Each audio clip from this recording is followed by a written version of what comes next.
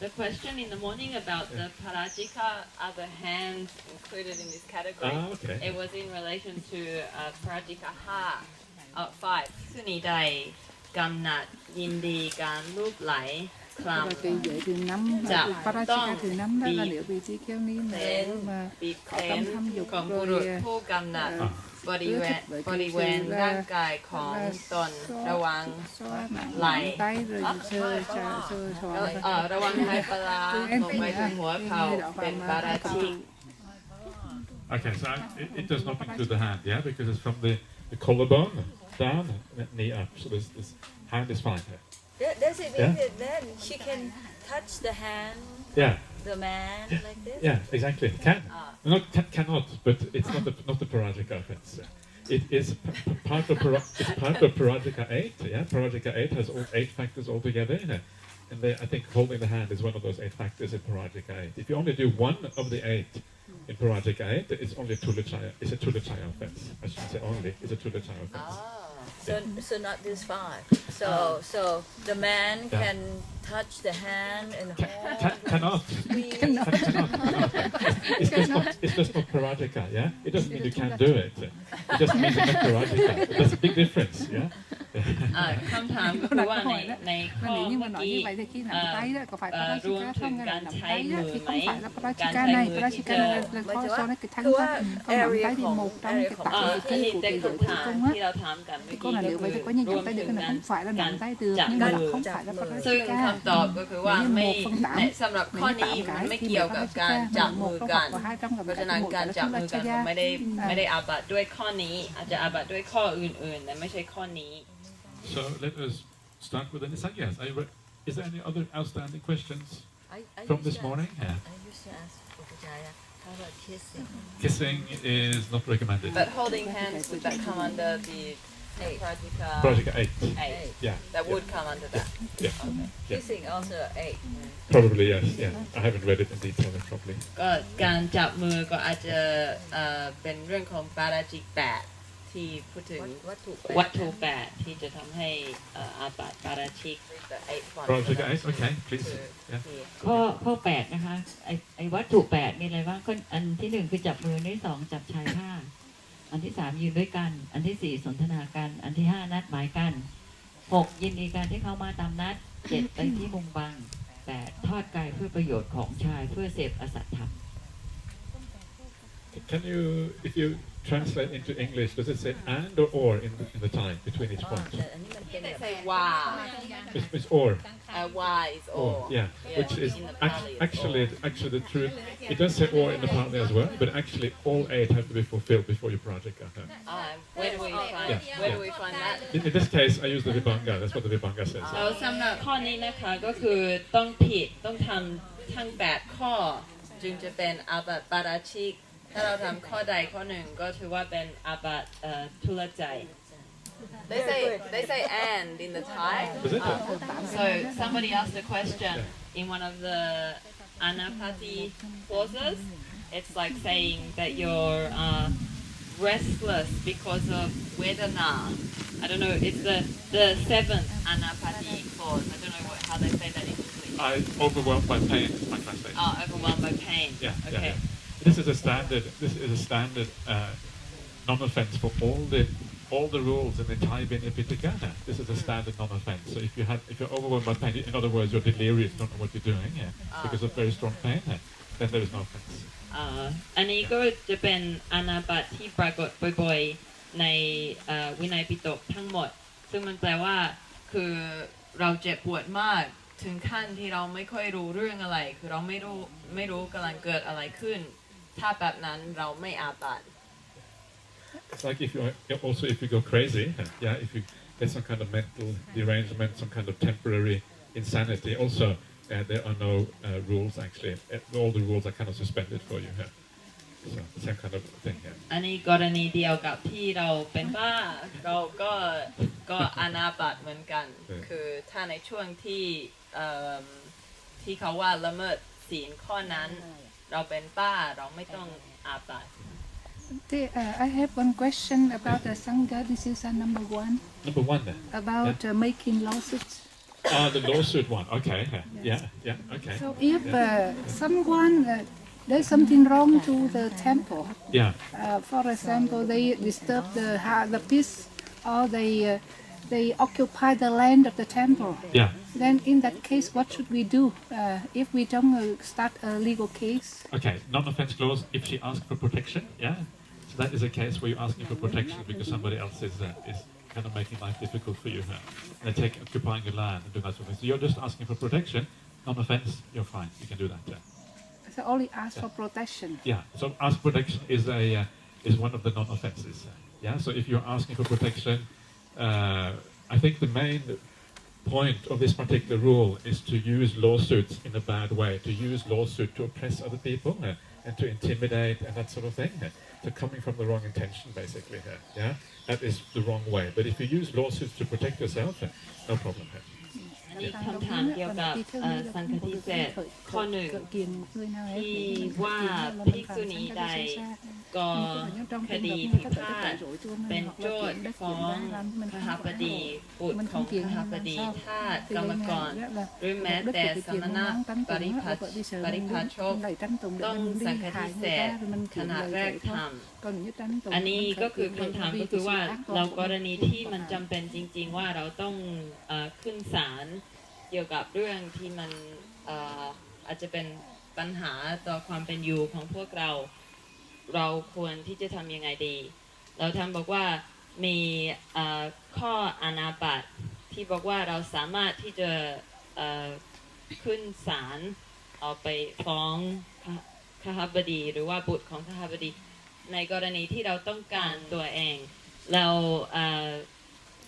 สิกขาบทนี้ก็คือประเด็นสำคัญที่จะทำให้เราล่วงละเมิดก็คือว่าเรามีเจตนาไม่ดีในการที่เราไปฟ้องคือเราต้องการที่จะได้อะไรมาหรือว่าเราต้องการที่จะเบียดเบียนผู้อื่นแบบนี้มันจึงจะอาบัติ So it's okay for the picnic to go in court? It's okay if you do it because you are threatened or there is a problem that you need to resolve. In other words, you need to protect for yourself. It's no problem. This is only a rule, as far as I can see, that if you abuse the legal system, yeah, in terms of trying to intimidate or trying to do something bad or negative. But if it is for personal protection, it specifically says in the Anapati Vara that there is no offense in that case. ก็คือท่านเห็นว่าข้อนี้มันจะเป็นปัญหามันจะเป็นอาบัติเฉพาะในกรณีที่เราล่วงละเมิดความหมายของกฎหมายคือเราเอามาทำเพื่อประโยชน์ของตัวเองเราไม่ได้ทำเพื่อที่จะช่วยปกป้องตัวเองเท่านั้น Bante, and about the Sanghādisesa number 7, okay. about mediating between men and women. Let's have a look. I can't remember อัน now นี้ which สัง one. ฆทิเศษข้อ7 Sancharita. Oh, Sancharita. Oh, okay, that one. Yes, of course. It's the same as the bhikkhus. Yeah, okay. So Sancharita. So I think that nowadays many people, when they get married, they want to go to the temple and ask the monks or nuns to witness their marriage. Yeah. So is it accepted for us to do that witnessing? I think it is. I don't think it's a problem. Because the point is that to actually breach that rule, you have to be a messenger going back and forth between the man and the woman. Yeah. So first of all, you have to take the message from the man or from the woman, go to the other one, and they said yes or no, and then go back to the first one, and then deliver the result. And only when you do all of those things is it actually a Sanghādisesa under this rule. So it takes a lot of work. If you're just witnessing, I don't think it's a problem. The way we do things I know it is traditional, not for monastics, not to do the wedding, and very often, you say, do you take this woman to be your wife? Do you take this man to be your husband? It's almost like going back and forth, getting very close. I don't know how they do it in Thailand or Vietnam, but that's kind of the way it's usually done in the West. I think that's why it is a little bit kind of dodgy. So the way we normally do it in Australia is that the monk will do the blessing ceremony. Yeah, we go to do the blessing, tell a few jokes. Yeah, that's usually what Ajahn Brahmali tells a few jokes at the wedding ceremony. That's what he's famous for. Yeah. And then after telling a few jokes, somebody else does the actual wedding ceremony here. So we have a wedding celebrant who is part of the BSWA. It's a lay person who has the official allowance to actually wed people. Yeah, in a kind of non-religious way, and he's a Buddhist, actually in a Buddhist way, and he's officially acknowledged by the government of Western Australia. He's called a celebrant, and that is the person who actually does the paperwork and who officially signs the papers, so that he is the one who actually performs the wedding. So the monk is only there to give the blessing. Yeah, in that case, there's no problem whatsoever. That is maybe the easiest way to get out of the problem. What do you do in Vietnam? Is there a problem in Vietnam? We also give blessing only. Give blessing only, yeah. The same idea. And in Thailand, it's the same thing, isn't that right? Thailand, same thing, yeah. So basically the same kind of principle, yeah. คำถามนี้เกี่ยวกับสังฆทิเศษข้อ 7ภิกษุณีใดเป็นแม่สื่อให้ชายหญิงสามีภรรยาชูรักเป็นแม้เพียงการอยู่ร่วมชั่วขณะของหญิงแพทย์ยาเป็นสังฆทิเศษเมื่อแรกทำก็คือว่าคำถามก็คือในกรณีที่คนเขาต้องการที่จะมาแต่งงานในวัดหรือให้วัดทำพิธีแต่งงานให้อันนี้ก็จะเข้าข่ายการอาบัติสังฆทิเศษข้อนี้ไหมแล้วท่านก็บอกว่ามันก็ไม่เกี่ยวกันเพราะว่าสำหรับการที่จะทำผิดข้อนี้เราต้องเป็นสื่อคือเราต้องแบบไปจากผู้ชายเราบอกว่ามีผู้หญิงที่ชอบเธอนะแล้วก็ไปสู่ผู้หญิงว่ามีผู้ชายชอบเธอนะคือมันเป็นอะไรที่เราต้องมีความพยายามที่จะให้เขามาอยู่ร่วมกันแต่ว่าบางครั้งแม้แต่ในออสเตรเลียก็จะมีคนที่อยากจะมาแต่งงานในวัดเขาก็จะไม่ได้ทำคือจะไม่ได้เป็นพระภิกษุที่ทำพิธีแต่งงานคือพระภิกษุก็อาจจะให้พรหรือว่าอาจจะเทศหน่อยนึงแต่ว่าส่วนของการทำพิธีแต่งงานก็จะมีคฤหัสถ์ที่เป็นโยมอุปถากของวัดที่จะทำที่ประกอบพิธีที่จะทำให้เขาแต่งงานให้สำเร็จแล้วอันนี้เป็นวิธีหนึ่งที่เราสามารถที่จะทำได้เพื่อที่จะไม่ต้องแบบเกี่ยวพันมากเกินไปในเรื่องความรักของคฤหัสถ์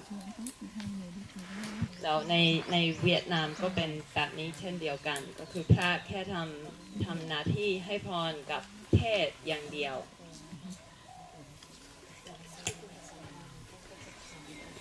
ก็มีกรณีอยู่กรณีหนึ่งค่ะเป็นภิกษุณีต่างชาติก็ปรากฏว่าถูกพระภิกษุข่มขืนก็แจ้งกับคณะสงฆ์ในประเทศนั้นๆแต่ว่าไม่ได้รับเรียกว่าอะไรภิกษุรูปนั้นไม่ได้รับการลงโทษหรือดำเนินการอย่างไรเลยแล้วก็ให้กำเนิดลูกสาวตอนนี้อายุ5 ขวบก็เหมือนว่าจะเรียกว่าร้องเรียนไปในขั้นศาลขั้นต่อไปก็จะถามว่ากรณีเนี้ยถ้าเกิดภิกษุณีถูกข่มขืนแล้วก็มีข้อที่ต้องขึ้นศาลหรือร้องเรียนเนี่ยจะเป็นปาราชิกไหมคะสังฆาทิเศษอย่างไร A Burmese bhikkhuni in Burma who was raped by a Burmese monk.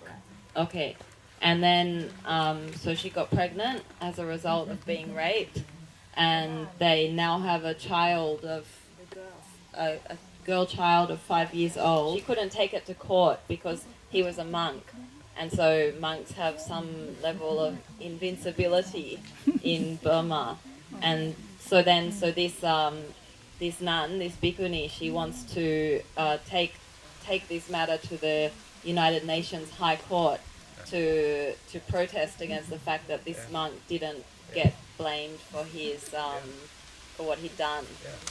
Good idea, yeah. I think it's a very good idea. It's a complete failure of the legal system, you know. It's not a parajika offense, right? If you've been raped without your consent. No, it's not. It's not parajika for the bhikkhuni, but obviously the monk parajika. Yeah. So he's not the monk anymore, so it shouldn't be a problem taken to court. Yeah. อันนี้ก็คือท่านบอกว่า good idea ก็คือควรที่จะทำเพราะว่าอันนี้ก็คือแสดงว่ากฎหมายไม่ได้สามารถจะปกป้อง คนนั้นน่ะเพราะฉะนั้นควรที่จะขึ้นศาลด้วยเรื่องนี้ก็เป็นเรื่องการปกป้องตัวเขาเอง แต่ว่าในกรณีนี้ก็คือภิกษุณีรูปนั้นที่โดนข่มขืนก็ไม่ได้เป็นปาราชิกเพราะว่าไม่ได้ยินยอมที่จะกระทำในสิ่งนั้นแต่ว่าพระภิกษุต่างหากท่านเป็นปาราชิกแล้วไม่เป็นพระภิกษุอยู่แล้วเพราะว่าขาดจากความเป็นภิกษุจริงๆมันไม่ควรที่จะมีปัญหาในการที่จะเอาท่านขึ้นศาล Well, in this case, according to the Vibhanga, it is said that the bhikkhuni cannot specify the person. Yeah, if she doesn't specify, then also it is no offense. Yeah, that's just one of the no offense clauses. Yes, but so then if she does specify, She has to specify. Yeah, but remember, this case. but there are different non-offenses. One is to not to specify the person. The other one is asking for protection. I think this is more like asking for protection. Yeah, if you have been violated in such a bad way, then in a sense it is just natural that you can ask for protection from the law in this particular case. ก็คือเจาะจงได้เพ ใน ราะ ก ว่าร ณีที่ เรากำลังขอความคุ้มครอง Two different non-offense clauses. Yeah. So not specify, you mean accused? To condemn. I think not specified. I think you just if there is an action that has been done, yeah, and you go to court to get the action sorted out, but you don't specify any particular person. You don't actually have a court case against the person, but you try to sort it out through just by specifying the action or something like that. Yeah, I'm not sure exactly what it means. That's just a guess off the top of my head, really, to be honest. But yeah. อันนี้พูดถึงข้ออานาบัตสองข้อข้อหนึ่งก็คือว่าถ้าเราไม่เจาะจงว่าเป็นบุคคลใดที่กระทำผิดเวลาที่เราขึ้นศาลอันนี้ก็ไม่เป็นอาบัติแล้วก็ถ้ามันเป็นการขอความคุ้มครองก็ไม่เป็นอาบัติเหมือนกัน In this case of this bhikkhuni in Burma, usually bhikkhunis are not allowed in Burma. Yeah, they're very strict against bhikkhunis. Yeah, but this somehow slipped through the net. Is that right, or She studied at Sri Lanka, and after she come back, Tuy nha, bởi vì đã nói ra trong đó là mình có sự ưa thích hay không ưa thích. okay? Có cái tấm For a short while, and then she went to prison. Is that the same one? Went to prison? trong cái trường hợp That's a different one. Okay. Yeah. When did this happen? When did this happen? Is it quite recently? Or did it- I just met her for 1 month ago. 1 month ago. Okay. Yeah. She's still a bhikkhuni. She's still okay. Wow. อันนี้เคสของภิกษุณีชาวพม่า ก็ ก็ ท่านไม่ได้อยู่ที่พม่าท่านไปเรียนที่ศรีลังกาแล้วก็กรณีข่มขืนก็เกิดขึ้นในเมื่อท่านกลับมาเยี่ยมพม่า She was raped and she got a baby 5 years old. yeah And then after the 5 years old, now she started a legal case against the monk, right? she's trying Yeah, she tried. And now what is the question here? Question is regarding Sanghādisesa 1. Yeah, whether it's okay, whether she can do that or not. If she starts Yeah. that legal case, Yeah. if she commits Sanghādisesa. Yeah, can she go to the United Nations? Is that okay? That's basically the question. Yeah. But if in the case that that monk he did not confess that he did that wrong, Yeah. but after it is justified that he did wrong, then how about if he doesn't accept? How can we put the pācittiyā on him and the sangha? You cannot. You have to confess. Yeah. This is the Vinaya, how the Vinaya works. You always have to confess. But if the evidence is very strong, then after a while you don't have much choice anymore. Eventually you have to disrobe.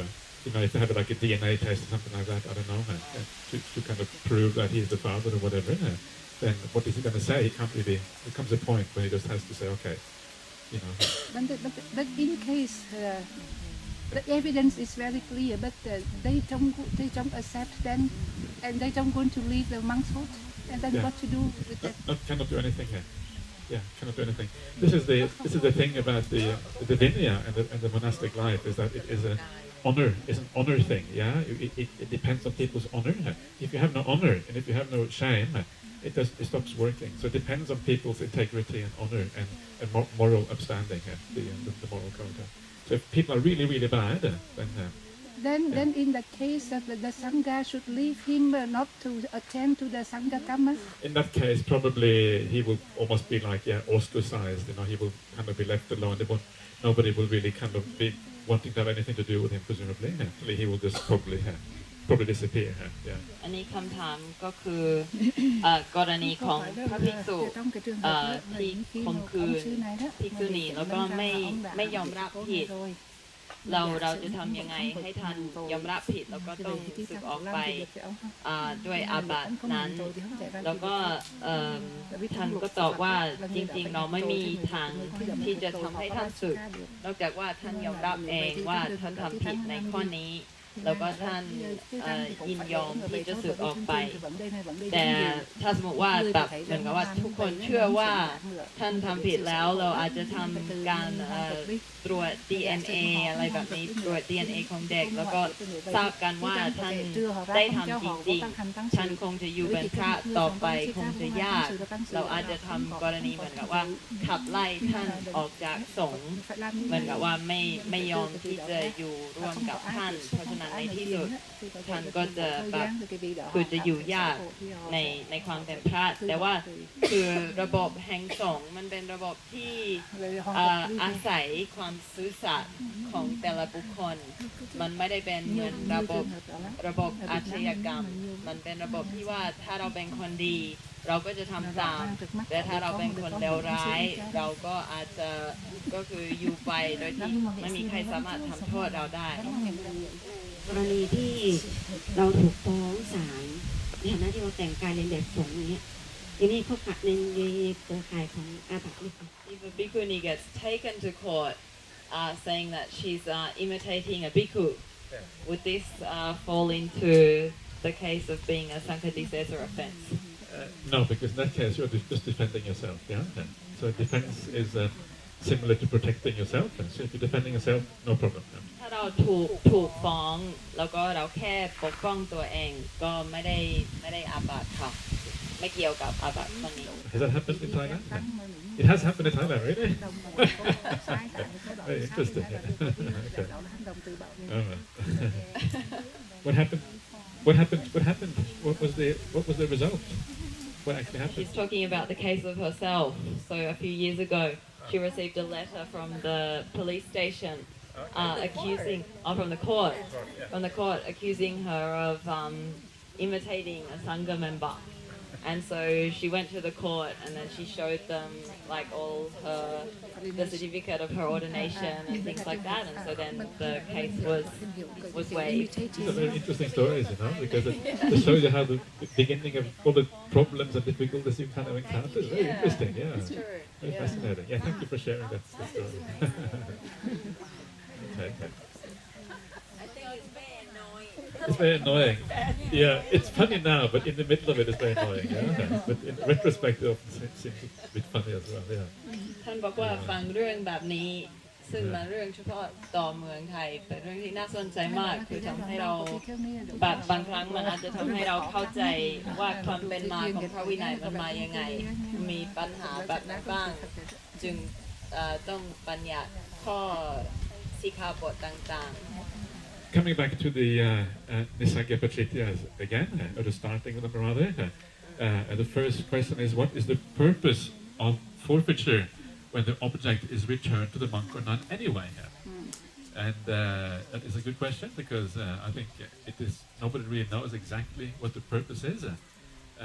But one possibility, I suppose, of looking at this is that it makes things a little bit more difficult. If you have got something in the wrong way, you have to forfeit it. You're creating a bit of trouble for the Sangha and for your fellow monastics.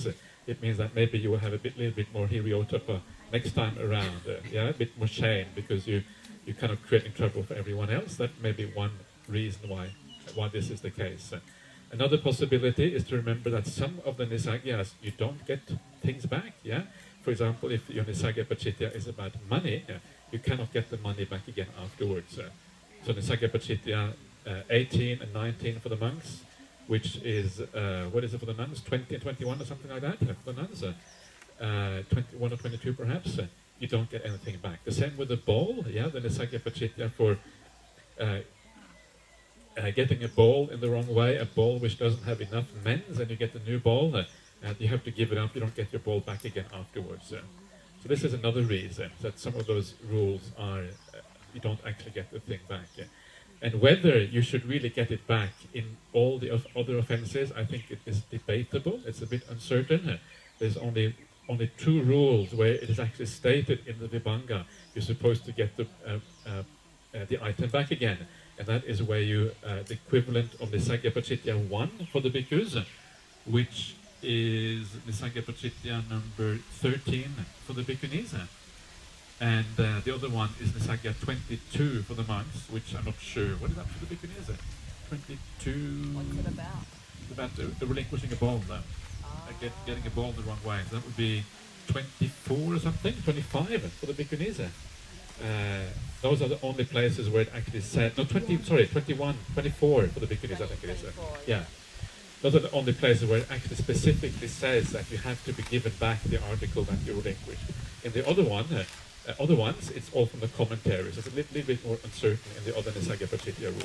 In those ones that you mentioned just now, you do get the item back. It's specifically said in those ones that you do get it back. In the other ones, nothing is said. It's just a commentary interpretation. อันนี้ก็คือคำถามตอนนี้เรามาถึงอาบัตินิสกีปาจิตติแล้วก็คำถามก็คือว่าทำไมจะต้องเสียสละซึ่งของที่เราได้มาด้วยการอาบัตินิสกีปาจิตติในเมื่อเราจะได้คืนมาอยู่แล้วทำไมจะต้องเสียสละซึ่งมันแล้วก็อันนี้ท่านก็บอกว่าตัวท่านก็ไม่ค่อยแน่ใจเหมือนกันแต่ว่าเดาเอาว่ามันก็จะมีประมาณ 2-3 เหตุผลก็คือ1ก็คือมันทำให้ชีวิตยุ่งยากคือทุกถ้าสมมติว่าเราต้องทำสังฆกรรมเพื่อที่จะเสียสละสิ่งนั้นเราทำสังฆกรรมเพื่อที่จะได้สิ่งนั้นคืนมา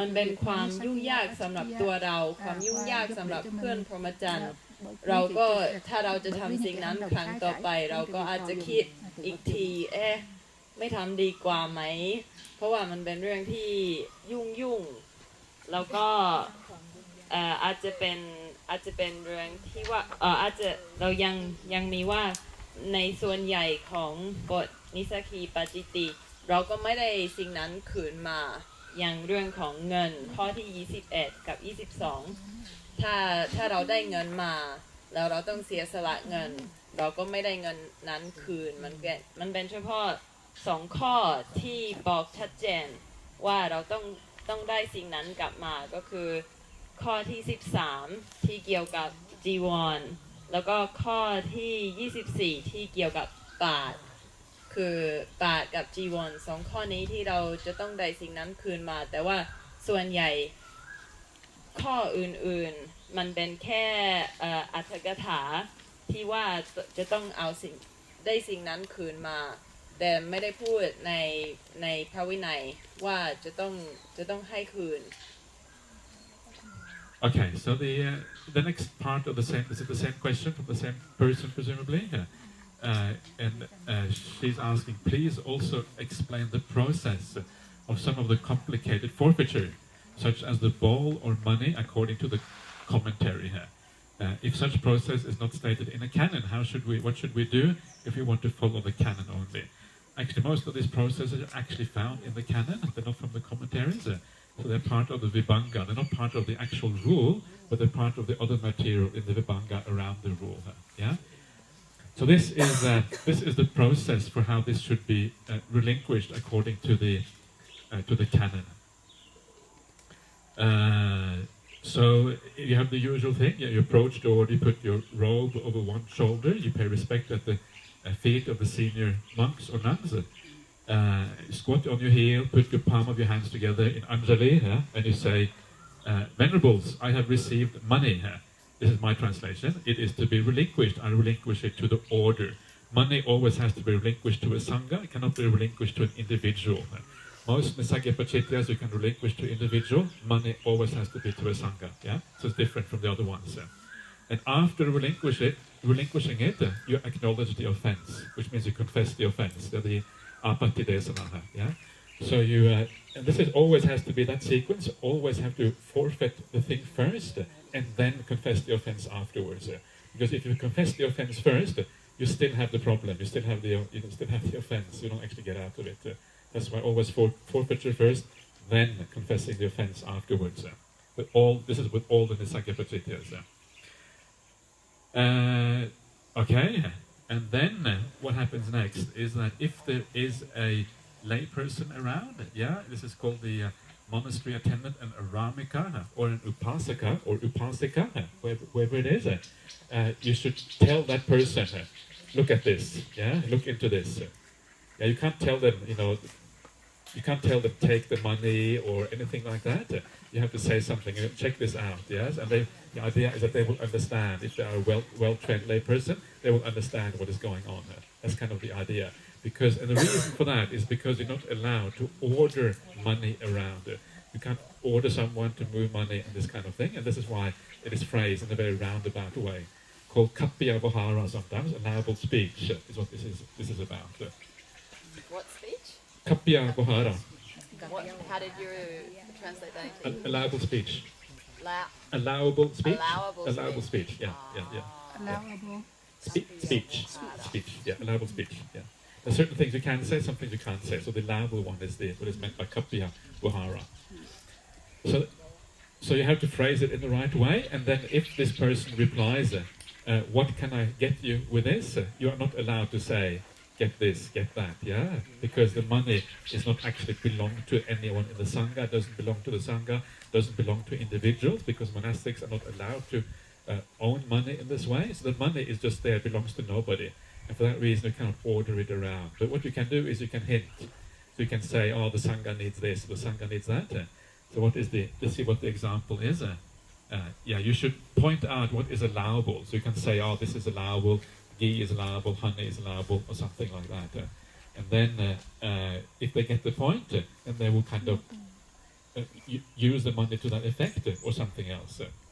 อันนี้คำถามก็คือว่าวิธีการเสียสละของที่ได้มาแบบที่เป็นอาบัตินิสกิปาจิตติจะทำอย่างไรในเมื่อเราอยากที่จะทำตามพระไตรปิฎกไม่อยากทำตามที่เขาว่ากันในอัตถกถาแล้วก็ท่านก็ตอบว่าโดยส่วนใหญ่สูตรที่ใช้กันในการเสียสละของพวกนี้ก็มาจากพระไตรปิฎกก็ไม่ได้มาจากอัตถกถาอยู่แล้วสูตรที่ใช้กันเพราะฉะนั้นคือสิ่งที่เราต้องทำก็คือเราก็พรมชูเหวียนพรมจีวรชูเหวียนป่าแล้วก็นั่งคุกเข่าแล้วก็นั่งกยงแล้วก็อัญชลีต่อหน้าสงฆ์แล้วก็เราก็อันดับแรกเราต้องเสียสละซึ่งสิ่งนั้นสำหรับกรณีเราอาจจะพูดถึงเงิน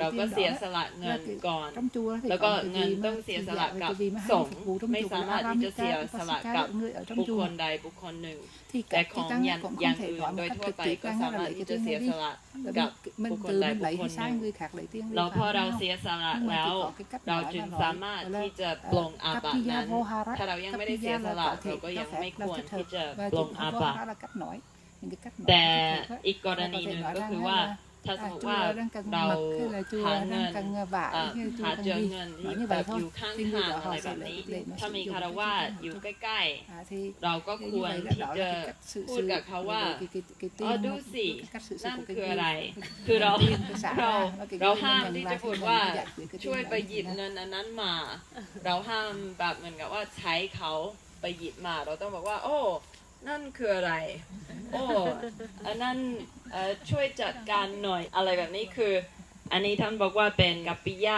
โวหารก็คือเป็นคำพูดที่เราสามารถพูดได้เกี่ยวกับเงินแล้วก็พอสมมติว่าเขาหยิบเงินนั้นขึ้นมาแล้วเราก็ห้ามบอกเขาว่าเงินนั้นช่วยไปซื้ออันนี้หน่อยช่วยไปซื้ออันนั้นหน่อยแต่เราสามารถที่จะพูดแบบอ้อมว่า ในขณะนี้สงฆ์ต้องการน้ำผึ้งสงฆ์ต้องการเนยประมาณนี้แต่ว่าไม่สามารถที่จะบอกเขาตรงๆว่าเอาเงินจำนวนนั้นไปทำอะไร And so if that person then gets something with that money and brings it back, then it says according to the Vibhanga that everyone can use that what he gets back, except for the one who received the money, except for the person who fell into the offense. ขอโทษเมื่อกี้เงินจำนวนนั้นก็คือเงินที่เหลือจากหลังจากที่เสียสละไปแล้วคือเพราะฉะนั้นเงินหลังจากนั้นถ้าคารวะเขาเข้าใจคำของสงฆ์แล้วเขาไปซื้อของกลับมาของอันนั้นทุกคนที่เป็นที่อยู่ในทรงนั้นสามารถที่จะใช้ด้วยกันบริโภคด้วยกันเว้นแต่คนที่เสียสละซึ่งเงินเขาไม่สามารถที่จะบริโภคหรือใช้สิ่งนั้น So if that person doesn't buy anything with that money, then you should tell that person discard this chadeti, which means like to get rid of in the Pali language. Yeah. And if he discards it, then that is good. If he does not, then you can appoint one of the monks or one of the nuns as a discarder of money. This is one of the few cases, according to the Vinaya, that you're actually allowed to kind of touch money, if you like, according to the Vinaya, when you become the discarder of money here. Okay. Okay. เราถ้าสมมติว่าคนที่เราให้เขาไปคือถ้าสมมติว่าคนนั้นเขาไม่ได้ใช้เงินเวลาที่เราบอกเป็นในให้คนนั้นไม่ได้ไปซื้อของกลับมาเพราะฉะนั้นเงินที่เสียสละในสังฆกรรมนั้นยังมีอยู่เพราะฉะนั้นสิ่งที่เราจะทำก็คือเราต้องบอกให้คนนั้นเอาเงินจำนวนนั้นไปทิ้งไปทิ้งเลยก็คือเราไม่ต้องการมันแล้วถ้าเขาไม่ยอมที่จะทำเขายังจะเก็บเงินส่วนนั้นไว้เราก็สามารถที่จะแต่งตั้งภิกษุหรือภิกษุณีที่จะเอาเงินจำนวนนั้นเอาไปทิ้งคือเอาไปทิ้งในที่ที่ไม่สามารถที่จะเอากลับมาคืนได้เช่นแล้วคือแล้วก็ท่านบอกว่าอันนี้คือกรณีที่หายากมากในพระวินัยที่จะอนุญาตให้นักบวชจับต้องตัวเงิน So you have to appoint a nun or a monk who is supposed to be the discarder of money. And this monk or nun should not be, according to the Vibhanga again, should not be swayed by desire, ill will, confusion, or fear. The four agatis, the four agatis. So you're supposed to be you're supposed to be cool monk or nun. And if you are a cool monk or nun, in the right meaning of cool, then you can be chosen as the discarder of money. And this is done through a Sanghādisesa. So you actually have to do a Sanghādisesa again to do this. This is a Sanghādisesa of Nissaggiyā karma, one motion, one announcement. And then you have chosen the discarder of money. And then you are allowed in your monastic life to touch money. Yes, it's one of the few occasions.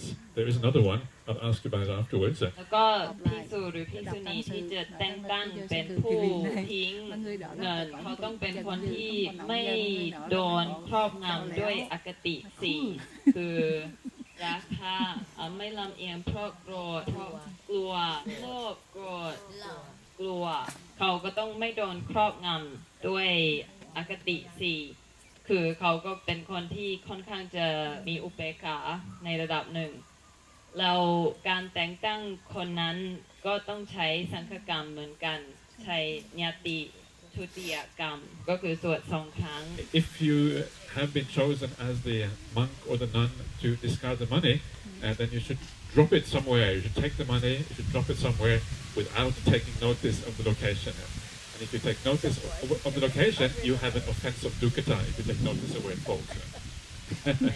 เราคนนั้นที่แต่งตั้งขึ้นมาเป็นผู้ทิ้งเงินเขาก็ต้องไปทิ้งโดยที่เขาไม่ใส่ใจเลยว่าเงินตกอยู่ตรงไหนถ้าเขาใส่ใจว่าเงินตกอยู่ตรงไหนเขาก็จะต้องอาบัติทุกคน It says in the commentary you should discard, throw it away as if it was feces. That's kind of the commentary idea of money. เราในอัตถกถาบอกว่าควรที่จะทิ้งเงินนั้น อย่างกับว่าเป็น Vậy đó, เป็น có ขี้ như là thả, có như là คือ vậy. เป็นสิ่งที่เราไม่ต้องการโดยสิ้น Vứt เชิง luôn, chứ không phải là đem đi sử dụng cái kia nữa. เป็นอุจจาระ There is one other occasion when a monk and nun, bhikkhu bhikkhuni, is allowed to touch money. You know what that is according to the Vinaya? ยังมีอีกกรณีหนึ่งที่ภิกษุภิกษุณีสามารถที่จะจับต้องเงินในพระวินัยมีใครทราบไหมว่ามันคือกรณีอะไร When what you found, you know? I don't know. Sure. Anyone else know? No? She said, she remembers. You know, okay. They find some money, they have to put it in a safe. You are very clever. That's pretty impressive, yeah? The Meichi, the Anagarika comes forward and knows that that's pretty impressive. I think you are ready to become a bhikkhuni, yeah? You can now step forward and do that. That's excellent, that's very good. That actually is a rule also for the nuns. I think it is about 162 pācittiyā or something like that, yeah? So that is exactly right. So then you can pick it up in the monastery, put it into safekeeping, and then the owner hopefully will come back and pick it up at some stage, yeah. ก็ยังมีกรณีว่ามีเงินที่ตกอยู่ในวัดแล้วเราก็ไปเก็บใส่ที่เอาไปไว้ที่ปลอดภัยอันนั้นก็เป็นอีกกรณีหนึ่งที่อนุญาตให้ภิกษุภิกษุณีจับเงินน่าจะเป็นข้อประมาณ162ค่ะของอาบัติปาจิตติ Okay, so that is the procedure for dealing with money that has been received in the wrong way. When we have that discarder, money discarder, Yeah. but even in the case that the monk who accept the money Yeah. do not want to release the money. If he doesn't want to release the money, well, that's a bad monk, yeah? So what can you do then? What can you do if you have bad monks? You just have to kind of shrug your shoulders, okay, whatever. Bad monks, that's, they are... Usually, if people don't want to release their money, they're not going to confess. You probably don't even know if they have money. They kind of keep the money there, yeah? So in that case, there's nothing you can do. You have to always assume that people, when they ordain as monastics, that they want to live up to the standards of the Vinaya. If they really don't want to do that, then they are kind of, I reckon, a bit dodgy in the first place. Yeah? That's kind of the way I look at it. คำถามก็คือว่าภิกษุหรือภิกษุณีที่ได้เงินมาถ้าเขาไม่อยากเสียสละเงินทำยังไง แล้วก็ท่านก็บอกว่าก็ทำยังไงได้มันก็คือมันเป็นเรื่องของแต่ละบุคคลที่จะทำตามกฎของสงฆ์คือถ้าเขาไม่อยากเสียสละเงินนั้นเขาก็คงไม่ได้บอกเราว่าเขามีเขาคงเก็บแอบไว้แต่ท่านก็บอกว่าคือคนที่จะบวชในศาสนาก็น่าจะคือเป็นคนที่อยากจะทำดีอยากจะทำตามกฎของพระวินัยเพราะฉะนั้นมันก็เป็นเรื่องของส่วนตัวของเขาว่าเขาจะทำได้มากแค่ไหน You have been said that everything we do it depends on our intention, Yeah. right? If in case of the money, if we have the intention to use the money for something that to develop, build our place or something like that. Yeah. Why it's that? So what do you think is the real reason behind this? First of all, the intention idea is that there are certain rules where intention matter and certain rules where intention doesn't matter. Yeah, so it depends on the rule. When it comes to kamma, intention is always important. But kamma and vinaya is not the same thing. Yeah, sometimes you can make bad kamma, but vinaya is neutral. Sometimes you can make kamma is neutral, but still against the vinaya. So vinaya and kamma are separate issues. So this is the first thing to realize, that intention, when it comes to kamma, intention is everything. When it comes to vinaya, sometimes intention is important, sometimes not important. So with the money rule, it says quite clearly that regardless of your intention, you should not be receiving money. And the reason is there is a couple of suttas that talk about the use of money of monastics. And one of them is where it talks about there's 4 reasons why a monastic does not shine and blaze. In other words, shine and blaze means like, you're really bright mind, bright, kind of happy, and all these kind of things. Just like the moon and the sun, it says. The moon and the sun don't shine for these reasons when there's clouds or whatever it is. And the 4 reasons why a monastic doesn't shine and blaze is wrong livelihood, alcoholic drinks, sexual intercourse, I think. Is that right? And the fourth one, anyway, is using gold and silver, using money, in other words, jata, rupa, rajata. So in other words, the Buddha seems to be saying that if you use gold and money, there's much less chance that you actually will be able to shine forth as a shining example of a monastic, including presumably also the attainments like samadhi attainments, insight attainments, these kind of things. That is the first important sutta where the Buddha talks about these things. Another sutta he says that anyone who consents to jata, rupa, rajata, which is usually kind of translated as money, it means literally gold and silver, but it seems to mean money as well. Anyone who consents to that also consents to the 5 types of sensual pleasures. Because that's the whole purpose of money. The whole purpose of money is to, not the whole purpose, but the large purpose of money is to enable you to enjoy sensual pleasures. In your case, if you want to use it for the monastery, it's a bit different, but that's usually the purpose. And of course, the whole point of monastic life is to move away from the happiness of the senses to the happiness of the mind, the happiness of samadhi, the happiness of mindfulness, the happiness of insight instead. So you're heading in the wrong direction. That's what the Buddha says. If you use money, that's basically what it comes down to. So the fact that there are 2 sutras like that, it strengthens the argument. There was the famous second council. They had the second council at Vesali, and one of the biggest question at the second council was the question about whether they can use money or not, because the monks at Vesala were using money, and then they had this big argument. And that was when those sutras were actually brought up specifically to counter the idea that money was allowable for monastics. คำถามก็คือว่าถ้าเรามีเจตนาที่ดีในการใช้เงินอย่างสมมติว่าเราอยากจะสร้างวัดหรือว่าทำสิ่งที่เป็นสิ่งดีมันยังผิดไหมเราท่านก็ตอบว่าในพระวินัยในบางสิกขาบทเจตนาเป็นเรื่องสำคัญในบางสิกขาบทเจตนาไม่เกี่ยวเลยไม่เกี่ยวกับครั้งที่เราจะอาบัติหรือไม่ซึ่งอันนี้มันต่างกับเรื่องของกรรมการสร้างกรรมนั้นคือเจตนาเป็นสิ่งที่สำคัญที่สุดแต่ในพระวินัยบางครั้งมันสำคัญบางครั้งมันไม่สำคัญอย่างบางครั้งในเรื่องของกรรมอาจจะเป็นเจตนาที่ดีแต่ว่าในเรื่องของพระวินัยอาจจะผิดก็ได้อาจจะเป็นอาบัติก็ได้อย่างเราข้อนี้ก็เป็นกรณีหนึ่งที่ว่าเจตนาไม่เกี่ยวเลยคือคุณจะมีเจตนาดีขนาดไหน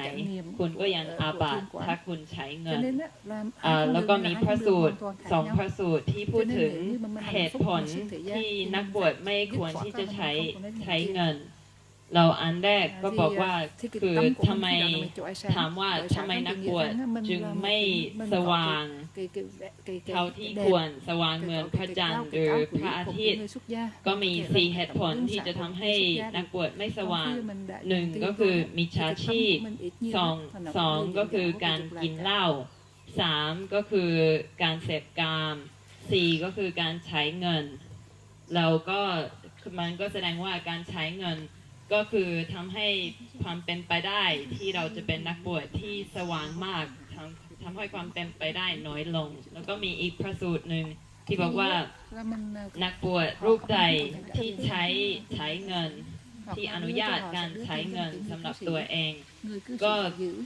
ในขณะเดียวกันกำลังอนุญาตกรรมคุณ5สำหรับตัวเองคือเหตุผลแห่งความเป็นนักบวชทิศทางแห่งความเป็นนักบวชมันก็ต้องออกจากกามใช่ไหมมันก็ต้องออกจากกามแล้วก็ไปสู่สมาธิไปสู่ปัญญาเพราะฉะนั้นการใช้เงินส่วนใหญ่การใช้เงินก็คือเพื่อที่จะซื้อกามคุณมาอันใดอันหนึ่งแล้วถ้าเราอยากที่จะออกจากกามก็คือการไม่ใช้เงินก็เป็นวิธีหนึ่งที่จะทำได้เราทำบอกว่าในสังคายนาครั้งที่2เรื่องของการใช้เงินถูกหยิบยกขึ้นมาแล้วก็เขาก็อ้างพระสูตร2พระสูตรนี้เพื่อที่จะให้ดูว่าจริงๆเวลาจะผ่านไปนานแค่ไหนการใช้เงินก็ยังไม่สมควรสำหรับบุคคลที่เป็นสมณะ The other question here was what to do with the ball if the ball is received in the wrong way and how to relinquish the ball. It's a little bit out of joint because the questions kind of were put together in this way. So that anyways, I just have it here now. So this is Nissaggiyā pācittiyā 22 for the monks, and I think it was 24. 24 for the bhikkhunis. Yeah, unapanchamananena patena. Yeah. So this is this particular rule concerns the case when if a monk gets a new ball in exchange, if his present ball has less than 5 mends, five repairs to it, then you have a Nissaggiyā pācittiyā offense. ตอนนี้จะพูดถึงการเสียสละบาตรที่ได้มาในเมื่อบาตรของตัวเองขาดน้อยกว่า5ที่เสียหายน้อยกว่า5จุดวิธีที่จะเสียสละ And in this case, there is a very special kind of procedure that you have to follow to relinquish this ball. It's a very kind of unique procedure in the entire Vinaya Pitaka, and I guess quite interesting actually, because it shows you the details that sometimes went into these little points. And this is how it goes. So first of all, you should relinquish that ball, the new ball you got, because your old ball was still good enough. You should relinquish the new ball you got in the middle of the order. So again, this is a case where you have to relinquish to the Sangha. You cannot relinquish to an individual. Then all the determined balls should be brought together. As a monastic, we have one determined ball. You have one ball which is your ball, and you cannot have any extra balls as a monastic more than 10 days. This is one of the Nissaggiyā pācittiyā rules for the monastics as well. So all the determined balls get brought together, and it says here that you're not allowed to determine an inferior ball, thinking I'll get a valuable ball. Yeah, that's not allowable. So let's say that you have a nice ball, and you think, how can I keep this ball, this nice ball? So you kind of you undetermine that one, and you get some really cheap and nasty ball. You determine that one, and you kind of put that one forward. Yeah, so you get another nice one. That is not allowable according to the Vinaya. So you have to take your determined ball and put that and bring that to the Sangha. No monkey business. You have to be honest about what's going on. You can see monks and nuns have probably been doing these things. Yeah, they will kind of be trying to get out of the rule, trying to kind of sneak. How can I get another nice ball? This obviously must have happened, and this is why these rules were laid down in this particular way.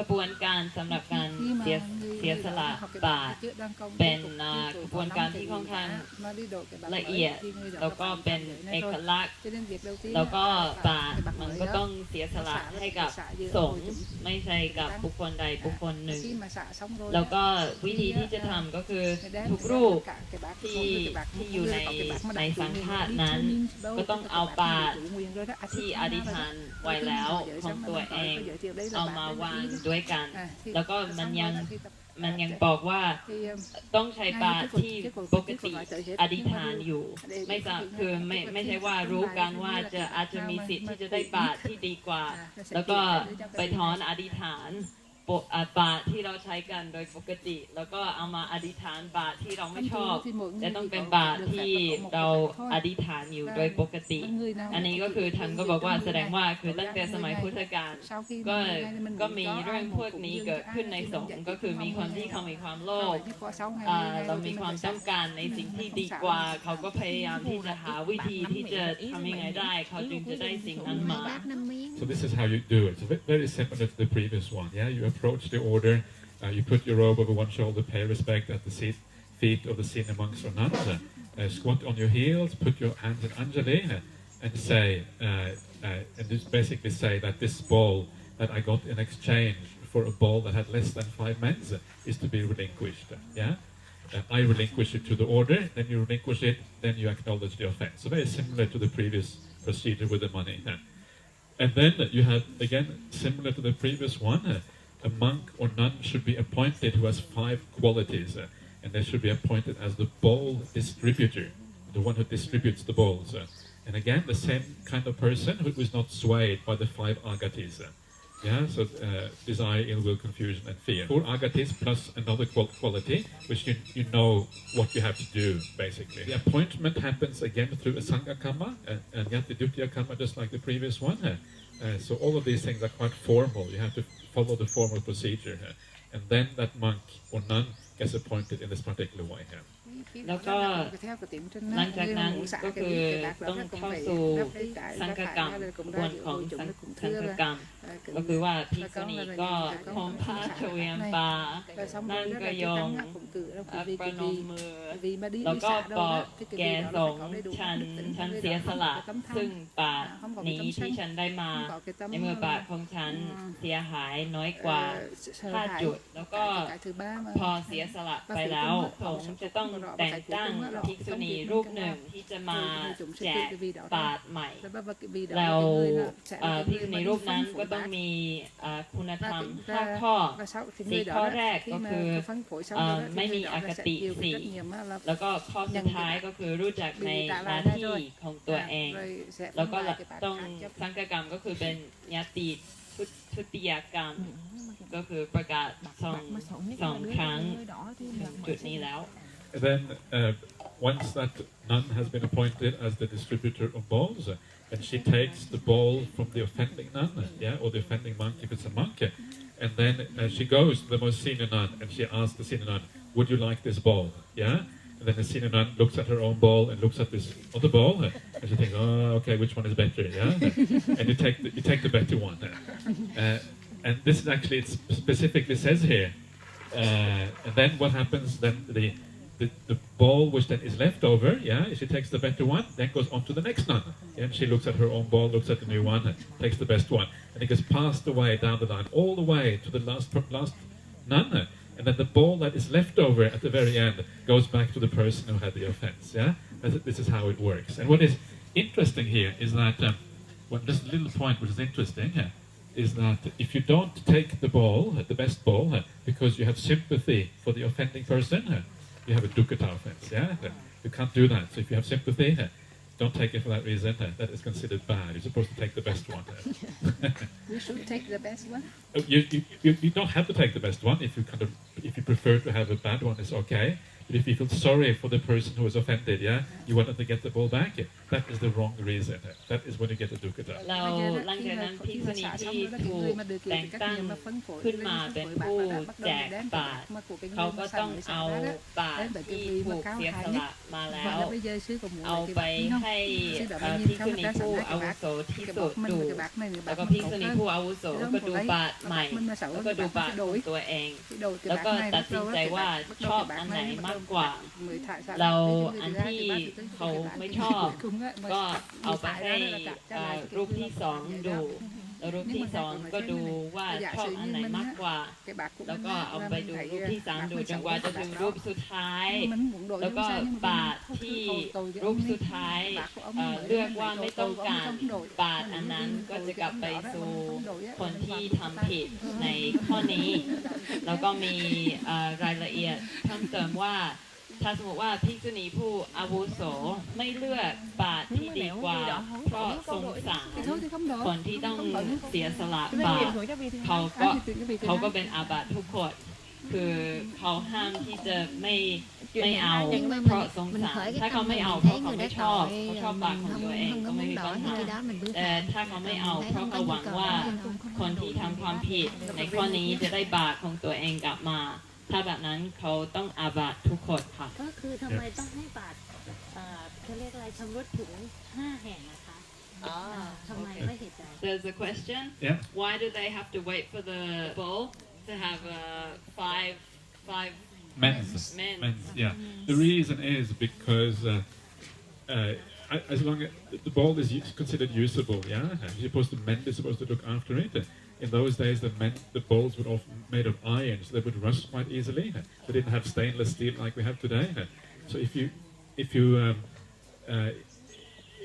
as soon as it had a mend, it might happen quite soon. You kind of change the bowls; it would be kind of considered luxury, basically. So for that reason, these days I have a stainless. Do you all have stainless steel bowls? Yes. Yeah, it lasts forever. Yeah, I had mine for 22 years. You can't barely see a difference. It looks exactly the same.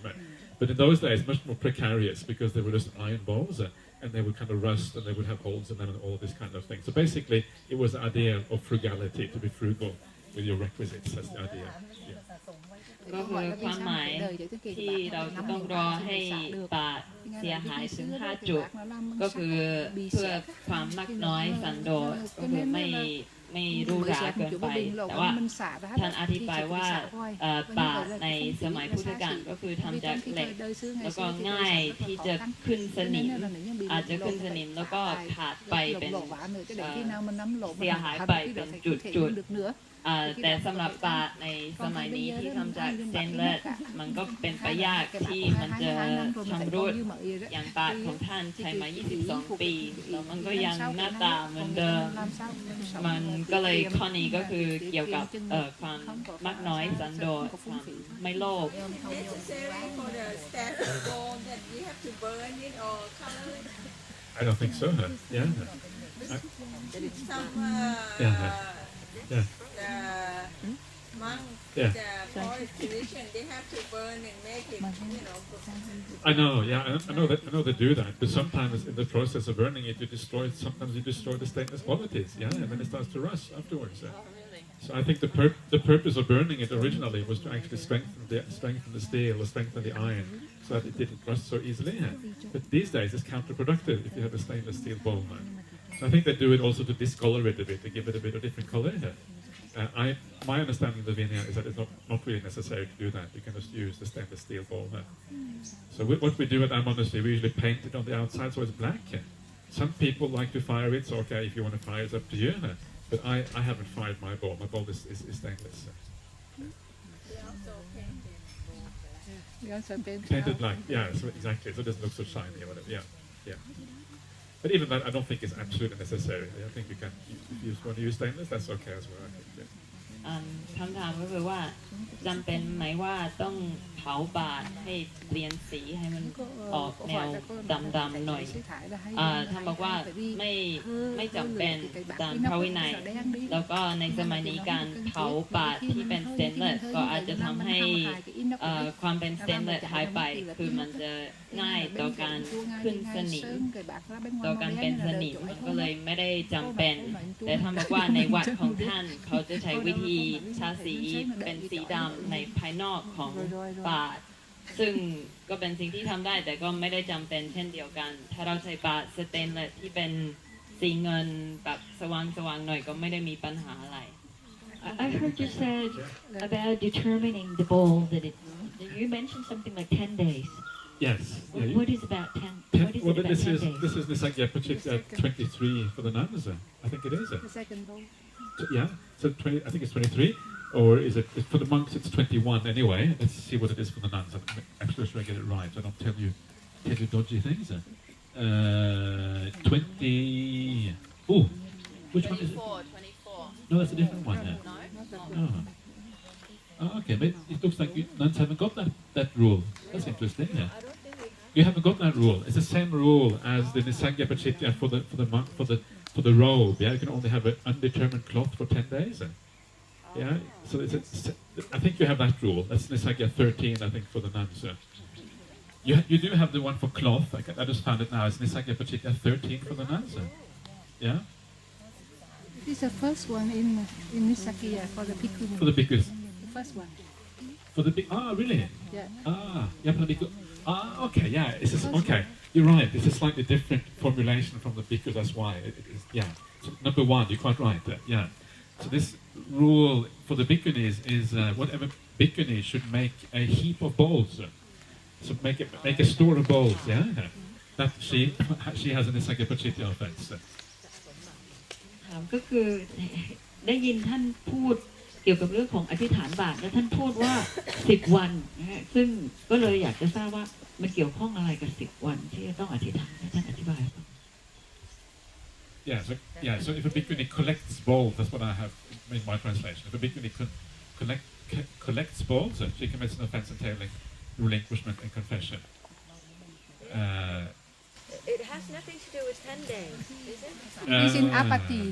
I think apathy straight. According to the Vibhanga, your apathy on the following dawn. You can only have it for a few hours for bhikkhunis. Monks can have it for 10 days. Yeah. Okay, so 10 days would be... Not 10 days for bhikkhunis, only 1 day. Yeah. You have to be very quick, make up your mind. What's the actual rule for the bhikkhus then?